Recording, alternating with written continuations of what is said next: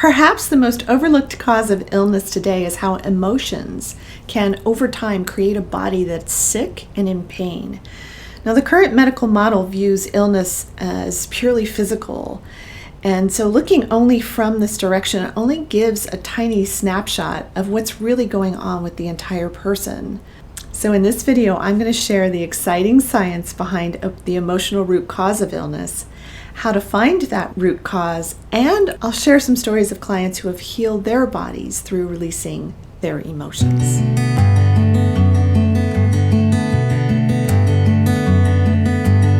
I'm Dr. Meg Haworth, and I'm the founder of Evolving Intuition, Building Self-Trust for Life online course. I'm the best-selling author of Get Well Now, Healing Yourself with Food and the Power of the Mind. I'm a podcast host and international speaker. Now, I have been working with clients for over 20 years now as a doctor of transpersonal psychology, and it's my great fascination on the connection between how illness and past difficult experiences like traumas affect the body. And that has led me to create an emotional release technique that I've witnessed can heal the body overnight of long-standing conditions.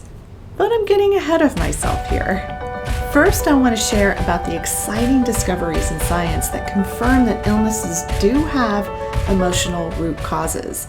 Now, we all know that emotions can make us sick with just things that we say in our everyday language, like, that person makes me sick to my stomach, or, oh, I'm worried sick about this thing, or that person, or we all know that emotions can make us sick.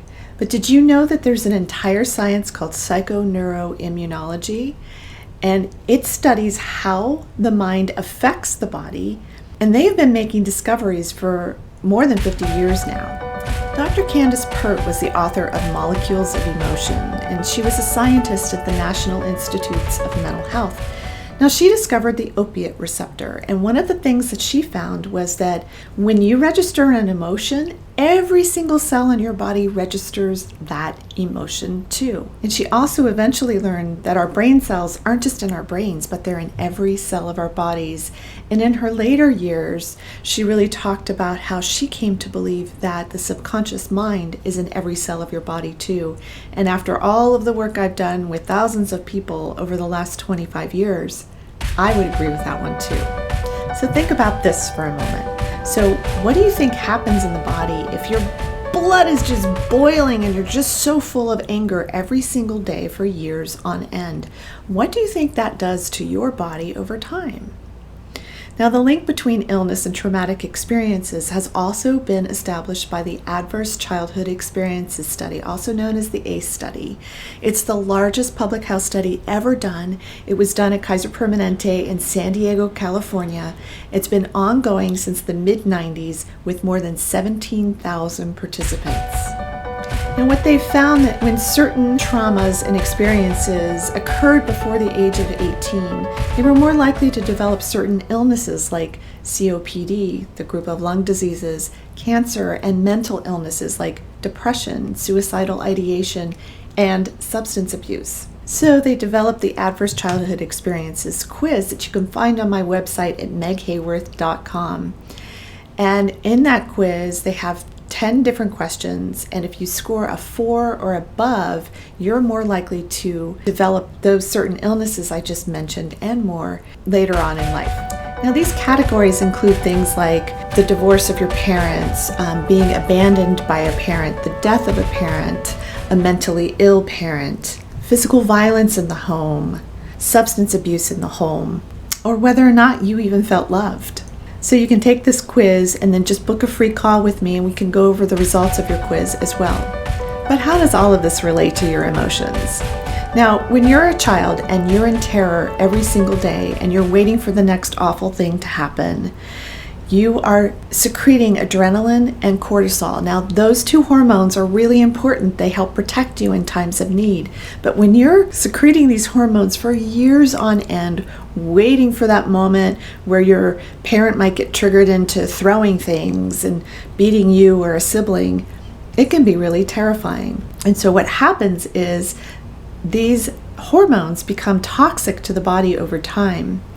And they also lower your immune response so that you're more vulnerable to infections, viruses, and other illnesses over time. So herein lies the emotional root cause of illness. Now, for over 2 decades now, I've been working in helping my clients locate and release the emotional root cause of illness using my whole person integration technique.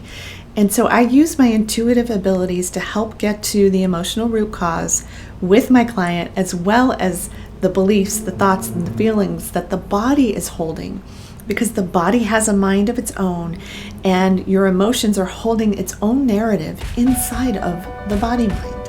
Now, I've watched diseases and symptoms disappear overnight, like one client who was about to have the 4th surgery for anal fissures. And she was in so much pain, and she came to me, and within just a few sessions, we were able to unwind that she had a traumatic experience as a child, and it was associated with how her body was holding the rage, the burning rage and anger of that experience. And when she was able to see all the connections, she was able to let go of that rage. And then her body healed up, and she didn't need the surgery, and she hasn't had any trouble with it since. Then I also worked with another client who had sciatica, and she'd had issues with that for years as well. And she was really skeptical to work with me on this, but in one session we were able to unwind the grief that she was holding in her body in that area. And when we did, she was able to let it go. And when she let it go, over the next few days, the sciatica healed, and she hasn't had any trouble with it since, and it's been probably about a year now. You see, the body always remembers what you're trying to forget, and my technique helps you to heal these connections. Now, what's really exciting is that now I'm certifying coaches, therapists, healers, and transformational entrepreneurs, and some creative entrepreneurs as well in my Evolving Intuition, Building Self-Trust for Life program. And I certify them in whole person integration technique, where they can learn to unblock their own systems using this simple technique, and then they can help their clients use the technique as well.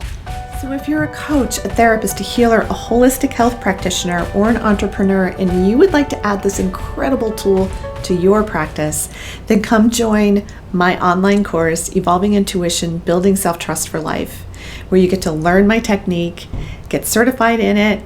And if any part of this resonates with you, just give me a call. Just book a free call with me. The link is in the description below, and it's also in the comments. And in my course, you're also going to discover your own specific intuitive gift, so you can intentionally evolve your intuition and your specific gift. Now, if you haven't already done so, please like this video so that more people get to see it, subscribe to my channel, and ring the bell for future videos that come out every single Thursday. Your intuition is the most important asset you have to help you find and release the emotional root cause of illness and pain in the body. Now, making the best of it by developing it with me in Evolving Intuition, Building Self-Trust for Life. Just book a free call with me to discuss becoming a part of this amazing program today. Thank you so much for watching, and I hope you learned something today. I'm Dr. Meg Haworth.